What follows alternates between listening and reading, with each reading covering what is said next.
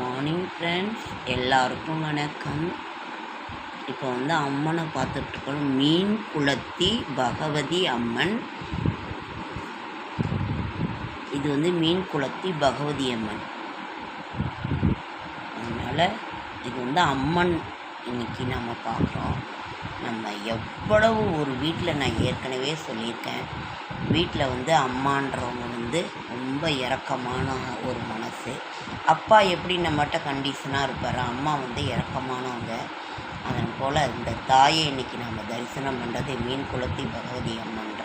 எந்த ஊரில் எந்த தெய்வம் இருந்தாலும்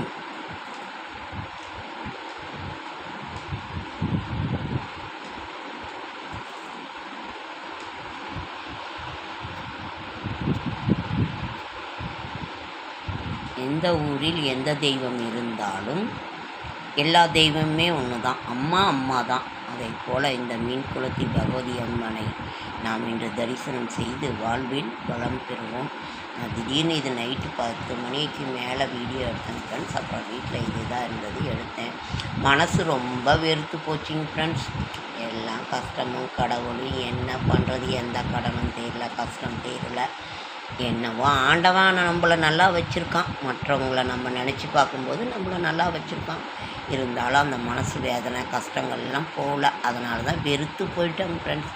ஏதோ ஒரு பாட்டை கேட்டு அப்படி போட்டுட்டு அப்படி இது பண்ணிகிட்ருக்குறேன். சரி, ஆனாலும் தெய்வத்தை நம்ம விடுறதா இல்லை.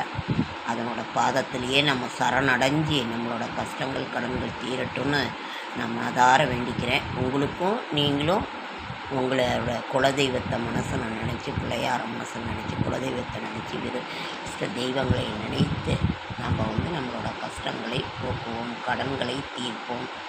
தெய்வம்தான் நமக்கு துணை இருக்குதுன்னு நம்ம மனசார நம்புவோம். அதுதான் அம்மா கூப்பிட்ட குரலுக்கு ஓடி வருபவள் அம்மா தாய், அவள் நமது.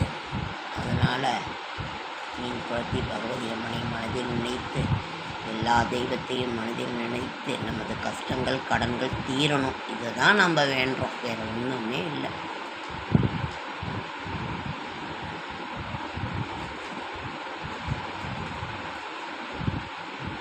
அம்மா அன்னையே அம்மா அம்மா,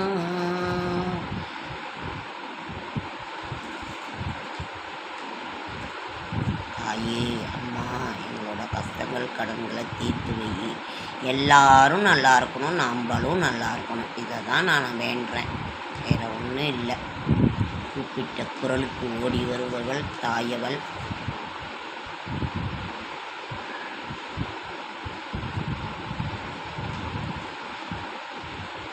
எல்லாம் வெயில் காலமாக இருக்குது.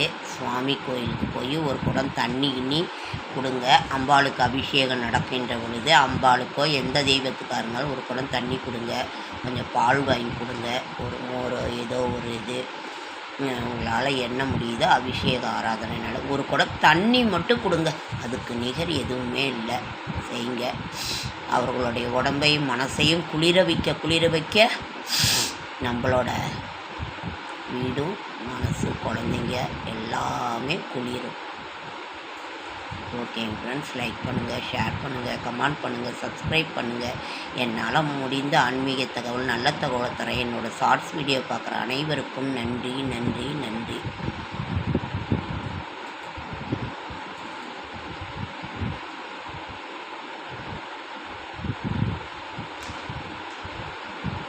இன்று மீன் குளத்தி பகவதி அம்மனை தரிசனம் செய்தோம்.